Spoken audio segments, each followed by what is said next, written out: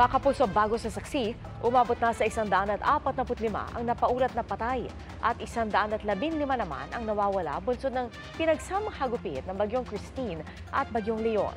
Bukod pa riyan, problema sa malaking bahagi ng Bicol ang kakulangan sa supply ng produktong petrolyo at hindi pa naayos ng mga kalsada. Saksi, si Ian Cruz. Sarado pa rin ang ilang gas station sa Legazpi, Albay kahit isang linggo na mula ng manalasa ang Bagyong Christine. Kaya nang mabalita ang may supply na ng langis ang gasolinahang ito, inilahan ng mga motorista. Sa Bulan, Sorsogon, may gas station na hanggang 200 pesos lang ang ibinibentang halaga ng petrolyo kada customer para mas maraming makinabang. Sarado rin ang maraming gas stations sa Vera Catanduanes dahil walang supply. Ang dahilan kaya walang supply, naiipit sa traffic ang mga fuel truck sa Camarines Sur dahil sa bahang dulot ng Bagyong Christine. Ayon sa Department of Energy, nakapasok na sa Bicol ang 42 tanker na may kargang 1,000,000 litro ng gasolina at diesel. Sapat daw yan para kargahan ang 25,000 ambulansya. 19 na tanker din na nakapasok sa rehiyon, karga ang 22,000 tangke ng LPG. Ang kada tangke, sapat daw para sa 2 hanggang 3 linggong konsumo.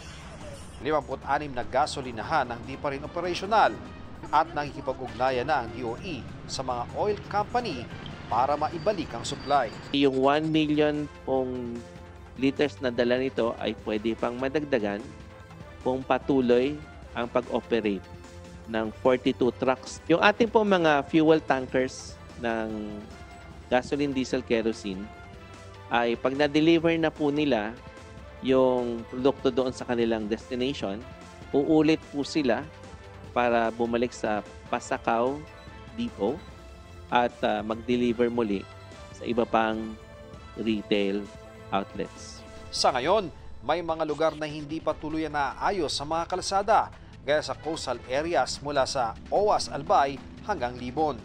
Sa Jovelar, may 2,000 ang nasa evacuation center pa rin. Yung barangay namin, puno na nalagtop yung 2 palapag ng bahay hanggang doon yon.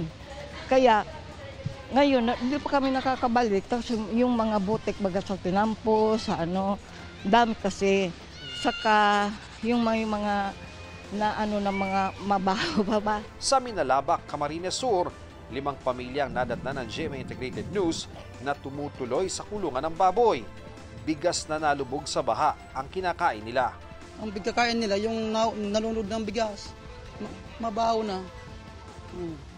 Kaya dapat kasi, mayroon nang magpapay relief na itong nakakasaporta talaga. Sa Bato, 15 barangay ang baha pa rin.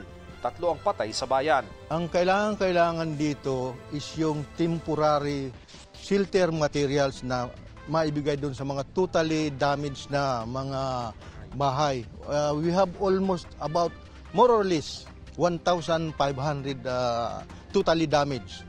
Kasama sa binaha ang munisipyo at ang mga papeles ng local civil registrar at mga dokumento ng local COMELEC office.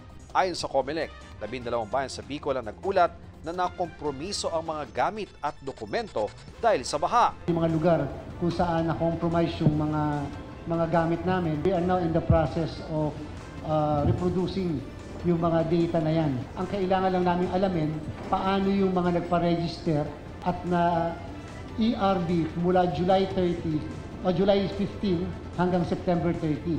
Ang maganda naman, bago nang nangyari Christine, naipadala na sa amin yung mga minutes ng ERB hearing. So alam namin.